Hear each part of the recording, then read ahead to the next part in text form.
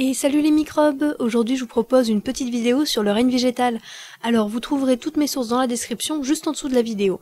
Mais la plupart des informations que je vais vous présenter ont été compilées par Ambre dans un article pour le journal des Chouettes Savantes. Donc, les plantes. Bon, à première vue c'est pas très, disons, passionnant.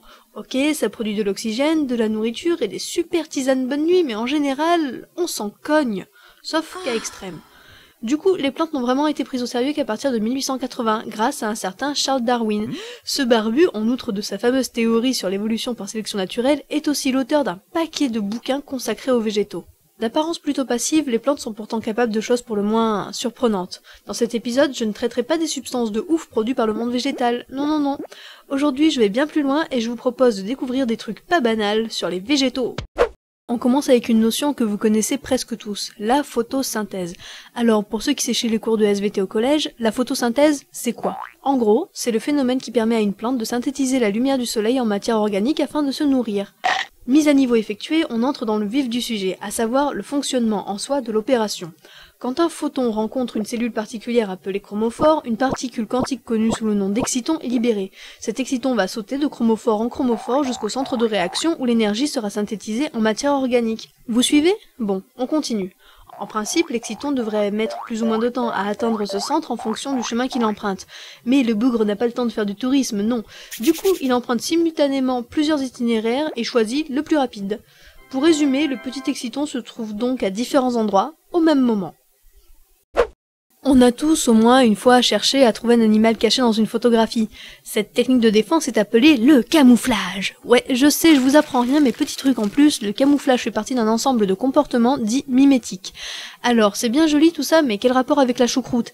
Eh bien, sachez que le mimétisme n'est pas réservé au règne animal. Les végétaux aussi se déguisent et ce n'est pas un phénomène rare. Comme pour les animaux, certaines plantes se transforment pour échapper à leurs prédateurs. En Amérique du Sud, on trouve une liane que les insectes adorent boulotter, le Bouquilla trifiolata. Ça s'écrit comme ça, voilà.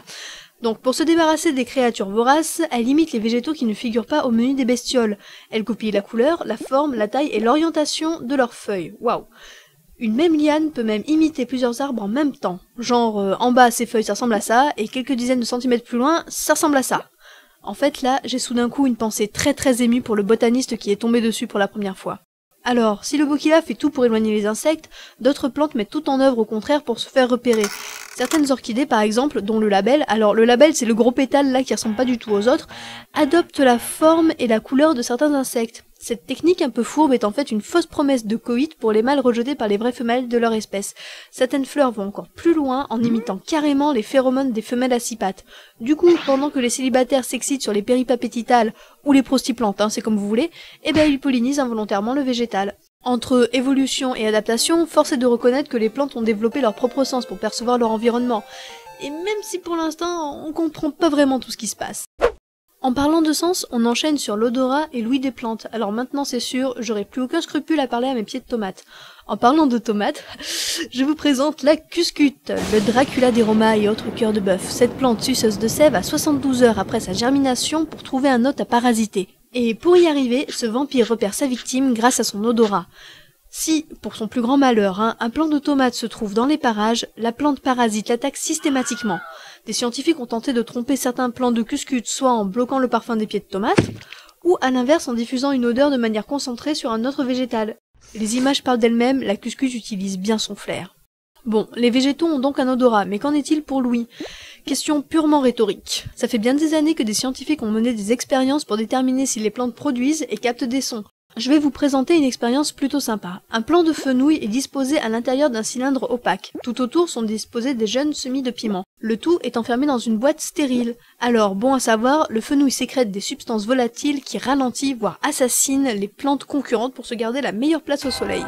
Plusieurs conditions ont été testées. Les cylindres sont hermétiquement fermés, mais les chercheurs ont enlevé un des deux fenouils. Quand ce dernier est présent, les graines se dépêchent de germer et les pousses sont beaucoup plus grandes. Le comportement est caractéristique de la plante lorsqu'elle est en compétition donc. Mais quand la boîte est vide, les graines se développent normalement. Conclusion, les piments sont réceptifs aux cris du fenouil. Bon ok, je résume très vite les choses, mais en gros, c'est ce que les scientifiques en ont déduit. Bon, les plantes peuvent donc se menacer verbalement, mais sont-elles aussi capables de discuter, de se comporter comme des êtres civilisés? C'est loin d'être une hypothèse, car depuis près de 30 ans que des scientifiques se creusent la tête sur le sujet, il a été admis depuis longtemps que la communication entre plantes par voie aérienne est largement répandue. Pour faire simple, les végétaux utilisent différentes combinaisons de molécules volatiles pour bavarder pépère à l'insu des autres organismes vivants. Plus que de commérage, il s'agit surtout d'un système d'alerte. Quand un aune est sauvagement attaqué par des chenilles, il renforce la toxicité de sa sève pour se débarrasser de ses assaillantes. Altruiste dans l'âme, il prévient ses copains aulnes pour qu'eux aussi se préparent à l'assaut. Du coup, même les arbres qui n'ont pas encore été grignotés par les bestioles produisent une sève parfaitement dégueulasse selon les critères de l'envahisseur. Il existe aussi une forme de communication chez les végétaux beaucoup plus discrète. Celle-ci est souterraine et elle consiste à employer des champignons racinaires comme facteurs. Il constitue un réseau de filaments très développé qui entre en contact avec la plupart des plantes. Bref, on capte partout et en 4G s'il vous plaît. Ton opérateur est tout pourri, tu ne captes qu'une fois sur 4 et encore en exécutant une chorégraphie douteuse qui te fait passer pour un fou dans la rue. Alors retrouve ta dignité et du réseau en nous rejoignant chez Orange, le premier réseau de communication 100% naturel et qui sent bon l'humus. Pardon.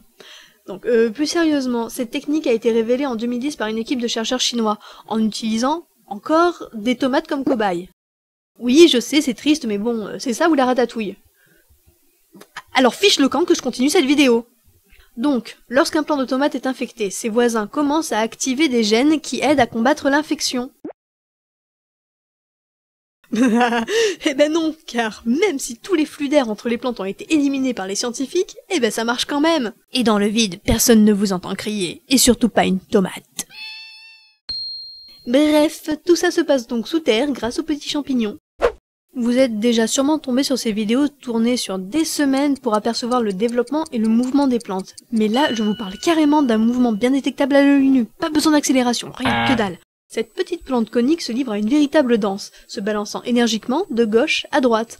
En fait, la raison de ce mouvement repose sur des vents extrêmement faibles et imperceptibles par l'homme. Ces micro-courants d'air, associés à la forme particulière des feuilles, accentuent les oscillations naturelles du végétal. Donc, si au cours d'une balade en forêt vous tombez sur une plante en pleine session de breakdance, pas la peine de lancer un exorcisme, tout va très bien.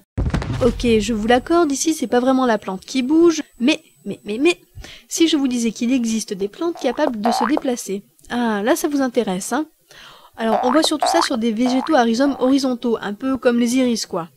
Chaque année, de nouveaux articles se forment à une extrémité, tandis que simultanément, de l'autre côté, les articles plus anciens dépérissent.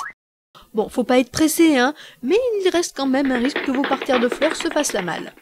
Et voilà, on arrive à la fin de cette vidéo. Conclusion, les plantes peuvent voir, entendre, sentir, parler et bouger. Autant vous dire que Groot ne va pas tarder à violemment nous bûcher la tronche pour venger Mère Nature. Cette intelligence des végétaux a même mené certaines personnes à développer une théorie sur la neurobiologie des plantes. Je sais pas si vous saisissez bien le truc. Une neurobiologie des plantes. Bon, en fait, il s'agit plus d'un excès d'enthousiasme puisque la neurobiologie implique la présence, de neurones, quoi. Donc, pas encore de cerveau chez les laitues, mais quand même de sacrées capacités pour nos amis les végétaux. Bon, alors c'est la première fois que je me lance dans une vidéo aussi longue et j'espère vous avoir appris quelque chose ou au moins vous avoir diverti. N'hésitez pas à laisser un commentaire, la critique constructive, il n'y a rien de mieux, et si vous avez aimé la vidéo, partagez-la et faites-la découvrir à vos amis. Allez, Marguerite et Mimosa, je vous laisse, bye les microbes.